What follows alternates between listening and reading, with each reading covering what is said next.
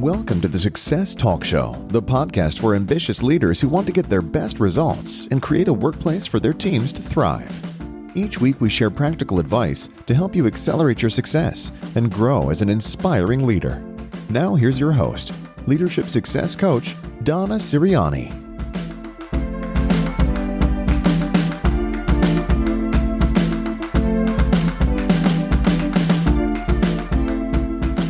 Welcome to another episode of the Success Talk Show. This is Donna Siriani, and I'm really looking forward to speaking with our special guest today, Christine Pecina. How I know Christine is she's the Vice President of Software at Affirmed Networks. It's a company that builds software to run mobile networks. The company was named to Forbes' second annual list of next billion-dollar startups, one of 25 companies that are transforming their industries and showing tangible results. Now, Christine has over 25 years of experience in engineering, starting her career as a software engineer and advancing to senior leadership roles in companies like Oracle, Acme Packet, Equip Communications, and Nortel. So, welcome, Christine. Oh, thank you very much, Donna. It's great to be here. Yeah. And so, Christine, as a woman in technology and you're in this very successful company, you have a really big role. And so I have this natural curiosity to ask you about leadership skills. And so some of the questions I want to ask you today are about, working in the environment, leading the organization that you have. But I'd like to start with asking you, what are the top 3 leadership skills that you believe are most crucial for a senior leader in technology these days? Sure. Let's talk about that. I was thinking about this question, and I have to start by saying I think my answer will be colored by the fact that much of my career has actually been in startups or pretty small companies that do engineering, which, colors it a little differently than when you have very large scale organizations and all of the processes involved therein. I've always been kind of a small company startup kind of person. So the skills that are needed in that kind of environment for me, number one, it's know the material. Become a technical expert in whatever it is that you were hired to be a technical expert in. By the way, I'm going to answer this question in context of how you get to be a technical leader as opposed to what you need after you already become a technical leader, because I think getting there is perhaps a little more interesting, I think. So becoming a leader to me is all about gaining respect. It's gaining the respect of your peers, right? And the number one way to do that in engineering is to basically be smart. Be smart about what it is that technology that you're attempting to build. I mean, if you're an athlete, athleticism is a number one skill. If you're in entertainment, perhaps charisma. In engineering, it's straight up brains, like the whole nerd culture is really, it's really true. Like those guys on The Big Bang Theory, I've been living at that crowd my entire career, right? I love that show. Yeah, I do. And I've never been that technology brainiac. I've been in technology for 35 years, but I was never you. I was never the brainiac. Good with people, but not that person. So I took a little detour. So I'm fascinated with your experience. My first job out of college, I was sitting at the lunch table. It was everybody, they hired a bunch of college graduates every year. So we all would bond, right? And we were sitting around the lunch table, and somehow the topic of high school valedictorian came in. And this is just a random group of people that had been hired at my employer. Half of the kids there had been either high school valedictorian at the table.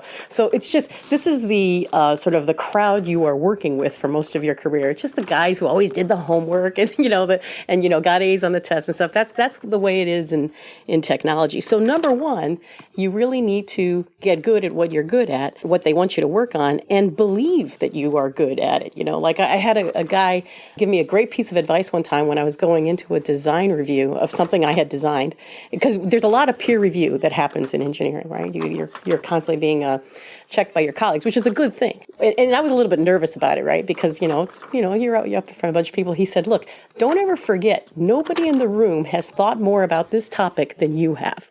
This was your thing. You designed it. So nobody else has spent as much time and energy on it as you have. So believe in what you think too. So master the material and then, have confidence in your mastery. Yeah. Great advice. Great advice. My second one, I think also stems more so from the fact that I'm a startup kind of person. My second skill would be a real strong sense of competitiveness. when you're a startup, your sales guys are out there trying to pitch the product. They're trying to sell it. And you have to not just want to win. You have to want to crush the competition. You have to want to build something that is just so much better. I used to say, if a sales guy, when he gets meetings, when he's gotten the customer interested, his job is done. If he ever gets to the point where it's what we call a bake-off, where there's, several vendors, their technology being evaluated by a customer, if the sales guy gets to the point where there's a bake-off, step back, because at this point it's our job to make sure that we get the sale. Engineering should have built a product that is just crushing the competition, is just holds up very well. So, to me, and you have to want to do that. You have to have that strong sense of competitiveness. And honestly, this is something I think that comes more naturally, I think, to men and to males. And I think part of that comes from the fact that they play a lot more sports. If I had my druthers, all kids, especially girls, would play team sports, because that whole thing about, the possibility that you might get cut from the team, you have to try out, like an interview. You have to try out, make the team. You have to try for a position. You have to get good at something particular that you can really contribute to the team on. You have to listen to your coach. You have to listen to your boss. You have to go out there and build a record. You have to win. You have to, your thing has to be better than the other guys. I think that whole sense of competitiveness is actually part of the whole experience of being in high tech, and I like it. So, well, I think it is absolutely brilliant advice. And, when you think about competition, it was something that early in my career really wasn't there. It was more about teamwork, and I wasn't in an organization that was building the product until later in my career. And because I was in a big company. So I think that what you're talking about, Christine, is why I love startups and I love the smaller tech environment. Because I worked at companies like Digital Equipment Corporation back in the day, this huge, huge company. And so competition really, I think we took a lot for granted because we were such a leader in the industry. But that's why I love the startup environment, because you really get to see how your knowledge of the material, the competitiveness, winning the client, your positioning in the industry, you get to see how your contribution matters. Exactly. That I was going to say, when the company gets larger, it's kind of inevitable that the people who build the products are further and further away from the people who use the product. It's just spice, balloon gets bigger, the expansion. And the thing about startups is not only you can't escape it, they will call your desk phone and put you on WebEx and get you right in touch with the customer who's using it. So it's very tight, and that really is very enjoyable. I agree with you. And where I spent most of my time, I was on the product release committee for one of my last companies. So I was client facing. And so for us to have engineering sitting with the client and having that visibility was invaluable, because instead of me going back and having to convince engineering, they felt the urgency. They felt whether it was the pain or the joy, they could see it and feel it and touch it because they had actually met the client. So that was always like a bonus when I could bring engineering to an important conversation. Yeah, a bonus for you and also a bonus for the engineer. I've often told engineers that if you want to advance your career or get better at something, spend time with customers. Yeah. Usually it's under a stressful situation, so they're not too excited about it, because usually we have to go to customers because they're not happy about something. But I always tell them, even if that's the case, you're going to come away a better engineer than you were when you came in. This customer-facing time is really valuable. And that's one of the nice things about startups, is you tend to get a lot of it. Yeah, I love that. There was a third area, which is much more conventional, I think, that is across the board. And I would say that would be communication skills. As you're coming up the chain, and then also as you sort of achieve a leadership role, it's one thing if you're smart enough to have an idea or to create something, but to be able to convey that to your colleagues so that people can all understand it is just vital. And I would emphasize here written communications, because I would say what you write has so much broader visibility than what you actually say. Only so many people are going to talk to you. But when you write a functional specification or when you write a slide deck or something, even an email has a very long life. So what you're able to say, what you're able to convey and stuff like in written communication is far more long-lived than what you say.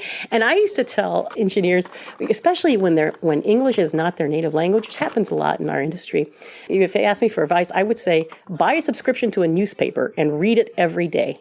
because you need to master the language, the rhythms and the structure of language when you write, so that, and you don't have to be a creative writing genius. You have to be able to write like people who write textbooks, right? But you have to be clear and crisp and get it across. And I can't overstate how valuable it is to have good communication skills. And also, it's not that common. Most engineers are far better at the sciencey stuff than they are at they did higher on their math scores and SATs than they did on their verbal scores. So when you find one with a really good combination, that's a star. Well, I think your advice is fantastic, and it really resonates with, everything I've seen. But I think the written communication, the first thing that goes through my mind is not only the, educating, requesting, the specs, the slide deck, and so on, but also documentation, which I've never met an engineer who's ever wanted to do any kind of documentation. And so typically somebody else gets hired to do that because you don't want to waste that engineering brilliance on the documentation. But in a startup, typically there isn't the resources to do that. So I've seen that be a pain point. I'm just curious, when you think about the documentation side of it, what's your recommendation? First of all, engineers, they don't even like to read documentation. Yeah, yeah, exactly. Right? So it's not their thing. And I will say this, engineers need to be able to write effectively, but they're never going to write as well as people who do it for a living. So I'm a big believer in actual full-time documentation writers, people who can master the language. Or if engineers have to be able to convey an idea or the meaning of something to them and let them write it in a way that is customer consumable.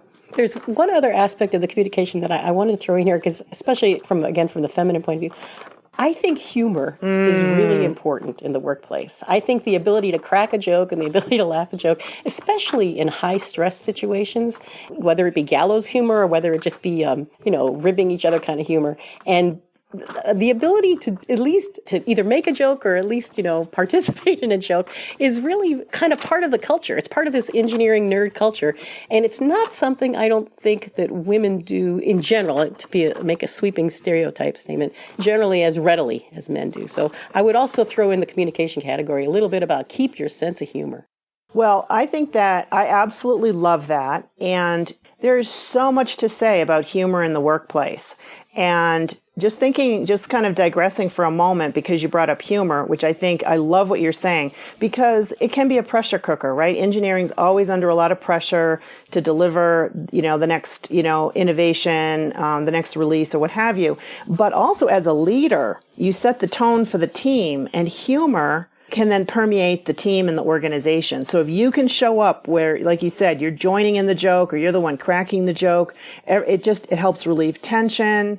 It can really be a game changer for a team if the leader themselves shows up with that ability to laugh. So I think it's brilliant. It really adds to the whole bonding thing. Your team dynamics are helped a lot when you have, a little comedy. Yeah. So I like it. There's so much more to say about the humor aspect, but yeah, thank you. Thank you. It goes a long way. So the 3 leadership skills, I think this is really fantastic advice. Know the material, that sort of crush the competition, and then really be a good communicator. I mean, I think those are fantastic skills. And I guess something that you said leads me to the next question. So let's talk about fostering and innovative organizations, because they're part of the reason why I'm so fascinated with, you and your role at Affirmed is that you have this, spotlight of how successful you are at, I'll call it crushing the competition. You're doing so well, which means, I'm thinking of you as, a really strong leader in an innovative organization. So I'm curious what advice you have for that aspect of being in a startup, that innovative side. Yeah, well, I'll say some of that is actually self-selection. The kinds of people who go join startups are the kinds of people, I live on the East Coast. They tend to be the type A, hard-driving personalities. They are sort of creative and innovative by nature. So startups tend to attract people who sort of have that built in already. Having said that, once you get there, I think to me, the key to encouraging innovation in a group of people is to eliminate fear. You need for people to believe it's okay to make mistakes, and it's okay to even look dumb, like say something. Sometimes in a meeting, I'll actually say something blatantly wrong and wait to be corrected just because it's okay to say something wrong. And also I'll find out what the right answer is when somebody corrects me. So you have to sort of eliminate that notion of protecting your expertise or whatever. You really need to say, go put yourself out there. Don't be afraid. Try something. That's the way to get an innovative culture. And startups I think come by that naturally. And also with what you were saying about humor and sort of this mindset of we're going to bond together and we're going to, we'll bond more if we can let our hair down, crack jokes, have fun working together. And we have this mindset, hopefully the team has the mindset of let's crush the competition. You're kind of all in it, and you have to be a little bit vulnerable. Like you said, you have to be willing to, I'm going to say something, I'm thinking out loud, knowing that it could be completely, stupid, but the team and you trust each other well enough that it's okay. It's a safe environment. Exactly. Trust is a really key word. If you have a team of people who respect each other and trust each other, you can do anything. Yeah.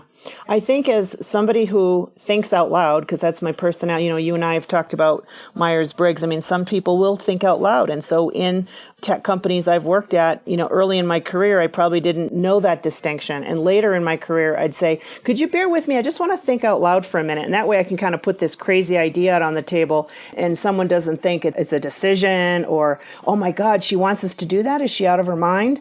And so I'll say, can you bear with me? I just want to think out loud for a minute. What are the possibilities? What if we looked at it this way? Could we try this? Just so they know we're now in that playful mode of let's just experiment with some ideas. Don't take this as a direction.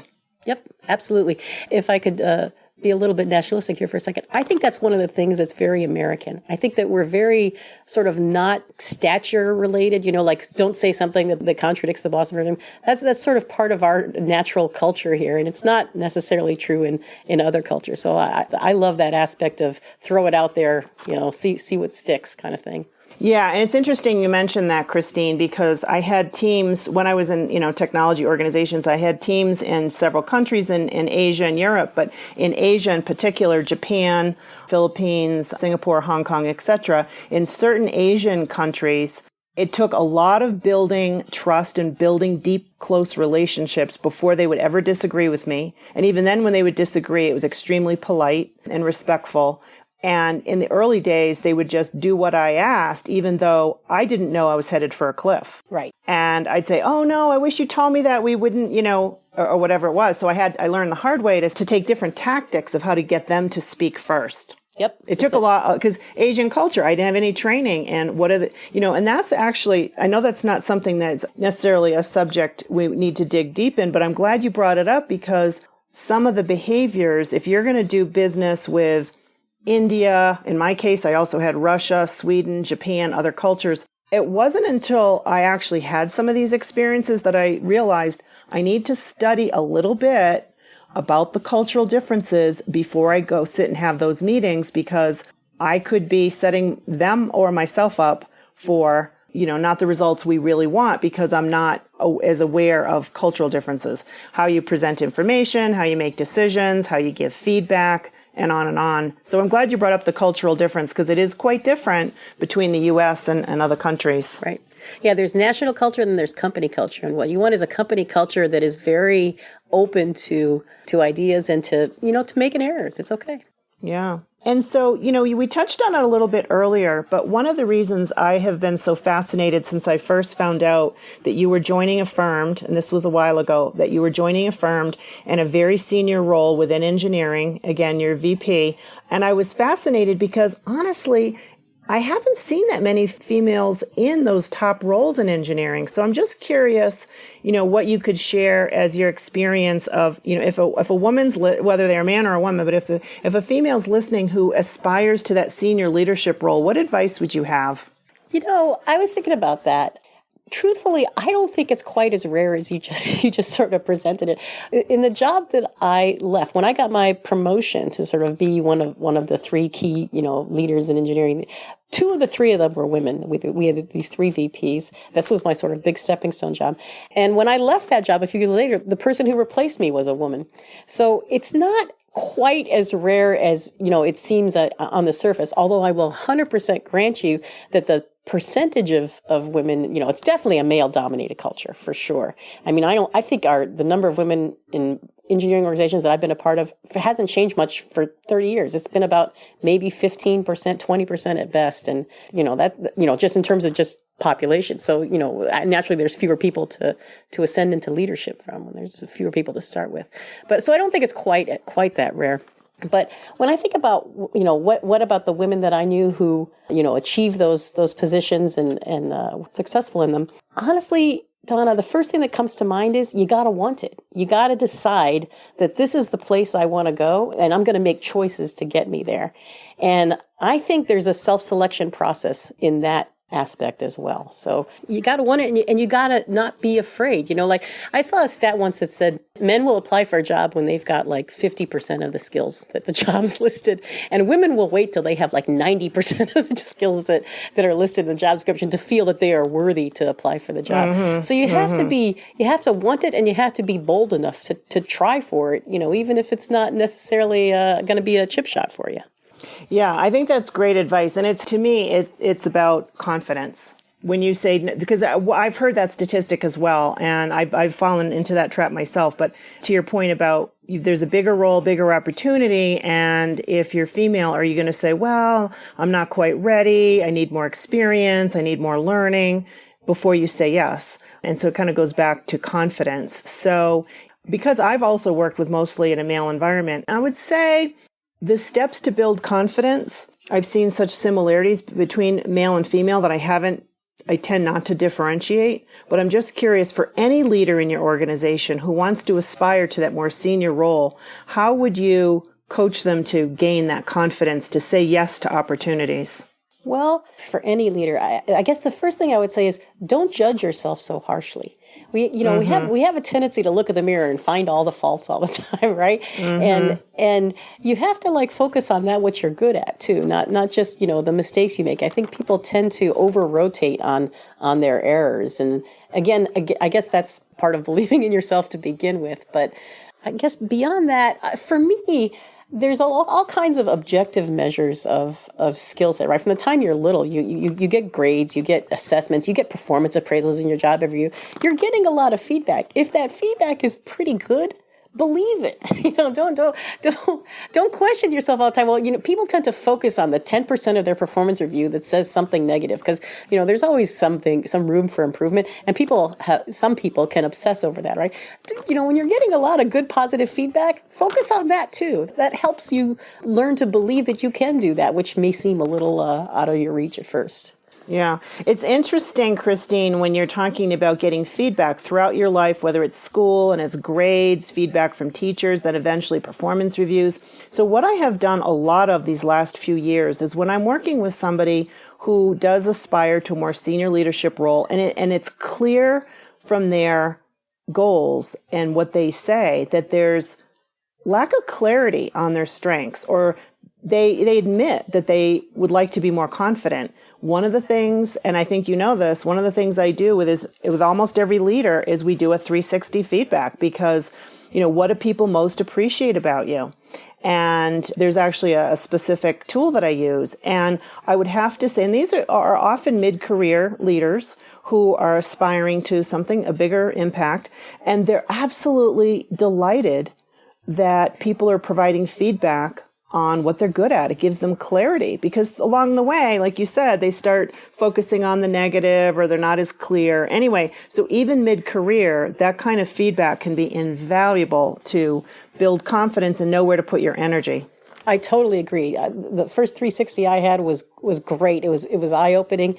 For one thing, it helps strengthen the parts of yourself that you think are good, but you don't really know for sure. And it helps foster that. And then, it'll tell you where you have to work too. I love the whole 360 idea. It's a great tool. I don't know if I ever told you this, but I had a guy who was a senior director at a software company in Boston, and we did the 360, and it was more about his personal brand. It wasn't, anonymous. And he was a little skeptical of how it was going to help him. But then when he saw the feedback of what people most appreciated about him, he was like a brainiac, and he said, I have to admit, this is surprisingly delightful. And he even said it like a brainiac. This is actually surprisingly delightful, and because this is statistically significant. Yes, because it can often be a game changer. So anyway, I guess the last question I want to ask you, Christine, is when you look back at your career. I think all the advice you've given today is just really brilliant. But what do you wish you'd known earlier? Are there any lessons you've learned along the way that you'd like to share? I honestly think that you can't be told lessons. I think you have to learn them. I really do think you have to live that life experience for it to really register. So I'm a little hesitant to say, here's the thing I wish I had known. This will change your life. But I will say the one thing in my own personal case, so I've tried to tell younger people this along the way too. Especially startup environments are highly combustible. There's a lot of activity going on. There's a lot of conflict going on. There's a lot of people stretching and pulling to do a lot of things, and people can get mad at each other. And I always say it's totally okay to judge behavior, to say when this person does A, it has this effect, B, and it has that impact on me. See, that's totally okay.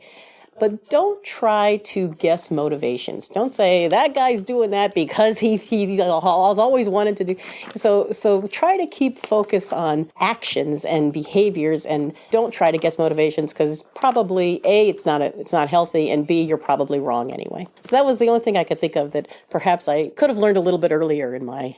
So that's really, really good advice, or what, because instead of second guessing, because sometimes you can think, well, that person is acting that way because they don't trust me, they don't like me, they don't think I'm doing a good job. And it may be none of that. And it could be complete nonsense. Right. You're projecting onto them a fear you have that may absolutely be off base. But I actually thought of something that was a lesson for myself, listening to what you were saying earlier about your very first tip on leadership is know the material. To gain the respect of your peers in a technology function, especially engineering, that's crucial to your success. And I think one of the lessons I've learned, and it goes back to what you were saying, I think earlier in my career, because I started off as a programmer, but then started to drift away from the development and then started managing people. And I made that split where then over the years, I felt increasingly, I won't say inferior is not the right word, but insecurity or self-doubt, because I was surrounded by brainiacs and I regretted taking the management track. And a senior executive took me aside at Digital when I worked there managing a programming group. And he took me aside, and I was going to go back into development and step away from management because I had this chip on my shoulder. And he said to me, Donna, don't do it, because the strengths you have are in the customer-facing, communication, managing teams. You're an excellent leader. Don't step away from it. But the lesson I wish I'd learned earlier was just what you said, play to my strengths. Know exactly what my strengths are and have the confidence around them. Don't try to be something I'm not. There you go. And by the way, a lot of people who are the brainiacs could never do the management. So have faith in that, what you're good at too, and believe in the value of it. Yeah, don't undervalue the strength that you bring to the table. And that's where I think in technology, whether it's crushing the competition, it's the sales team, the engineering team, the marketing team, finance, everybody in a startup. What I love about startups is you come together and you can see the role. It's like the sports analogy you were using earlier. You can see where everybody plays a role on the team. Absolutely. And that's what's great about it. That's why startups are really fun. Yeah, I know. And that is one of the reasons why I love this conversation so much, because you can really feel like you've had that direct impact. So Christine, if someone would like to find out more or follow up on the conversation and connect, what's the best way to connect with you? Yeah, so my email address is Christine_Pecina at affirmednetworks.com. That's the easiest way. Great. All right. Well, and thank you so much for your time, Christine. And what I just want to leave for anyone listening, if you found this episode valuable, this interview with Christine, I would love to have you take 2 actions. I'd invite you to subscribe to the podcast on iTunes, the Success Talk Show. And if you got a lot of value from this, I'd love to hear from you. You could jump over to the iTunes tab for ratings and reviews and give us your feedback. So I thank you for listening. Thank you, Christine, for your time today, and have a great day. Thank you very much.